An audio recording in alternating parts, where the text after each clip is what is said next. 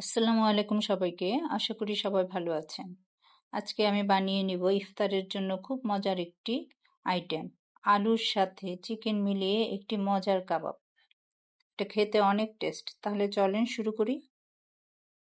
আমি কিছু আলু সিদ্ধ করে নিয়েছি। এখন এগুলোকে ম্যাশ করে নিব। আমি কিছু চিকেন আগে থেকে সিদ্ধ করে ঝোড়া করে নিয়েছি। এখন এগুলো আলুর সাথে মিক্স করে নিব। এখন এখানে দিয়ে দিব পেঁয়াজ কুচি, কাঁচামরিচ কুচি, ধনিয়া পাতা কুচি। এখানে দিয়ে দিচ্ছি 1 চা চামচ হলুদের গুঁড়া, 1 চা চামচ মরিচের গুঁড়া, 1 চা চামচ ধনিয়ার গুঁড়া, 1 চা চামচ রসুন পেস্ট, 1 চা চামচ আদা পেস্ট। আরও দিয়ে দিচ্ছি 1/2 চা চামচ ভাজা ধনিয়ার গুঁড়া, 1/2 চা চামচ জিরার গুঁড়া, 1/2 চা চামচ গরম মশলার গুঁড়া, 1/2 চা চামচ গোলমরিচের গুঁড়া এবং পরিমাণ মতো লবণ। সব একসাথে এখন এগুলো ভালো করে মিক্সড করে নেব।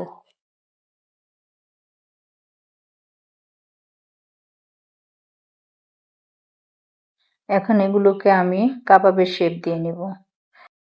আমি ডিমের সাদা অংশ ভালো করে মিক্স করে নিয়েছি। এখন এখানে কাবাবটা গড়িয়ে নেব। এবার আমি কাবাবটা ব্রেড ক্রাম্বে গড়িয়ে নেব।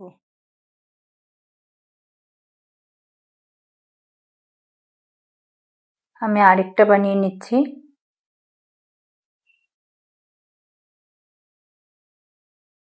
এভাবে আমি সবগুলো বানিয়ে নিব। দেখেন আমি সবগুলো বানিয়ে নিয়েছি। এখন এগুলো ভেজে নিব। আর এগুলো আমি এই ট্রেতে করে রেখে দিব ডিপে 2 ঘন্টার জন্য। 2 ঘন্টা পর যখন একটু শক্ত হয়ে যাবে তখন এগুলো আমি একটি বক্সে কিংবা জিপলক প্যাকেটে রেখে দিব। এগুলো আমি সব ফ্রোজেন করে রাখবো।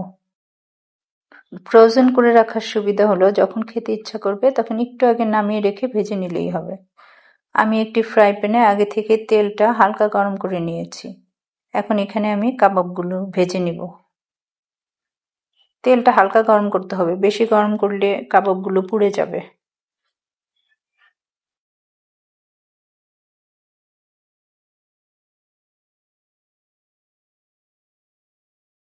এভাবে আমি ব্রাউন করে সবগুলো কাবাব ভেজে নিব। দেখেন আমার কাবাবগুলো হয়ে গিয়েছে। কাবাবগুলো অনেক মুচমুচে হয়েছে। আমি এই কাবাবগুলো খাওয়ার জন্য একটা সস বানিয়ে নিয়েছি। ধনিয়া পাতা, কাঁচামরিচ, রসুন, পরিমাণ মতো লবণ এবং সামান্য কিছু গোলমরিচের গুঁড়া দিয়ে। এটা দিয়ে কাবাবগুলো খেতে অনেক মজা। শুধু কাবাব কেন, আলুর চপ, বেগুনি এই জাতীয় আরও অনেক কিছু খাওয়া যাবে এই সস দিয়ে।